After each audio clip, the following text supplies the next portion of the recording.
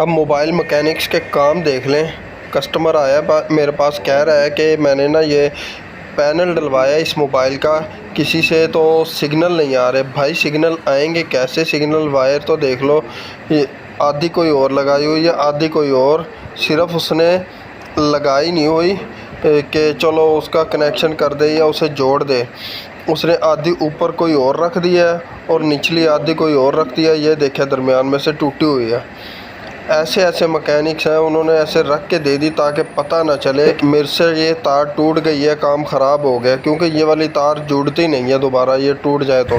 अच्छा, एक तोहफ़ा तो ये दिया कि सिग्नल एंटीना ख़राब कर दिया, दूसरा उसने उस मोबाइल के बटन ही गुम कर दिए, और तीसरा तोहफ़ा ये दिया कि उसने फिंगरप्रिंट की स्टिप ही तोड़ कर रख दी। ये देखिए फिंगरप्रिंट की स्टिप ये यहाँ से टूटी हुई है। माशाल्लाह ऐसे ऐसे मैकेनिक हैं जिन्होंने मोबाइल का बेड़ा ही गर्क करके रख देते हैं।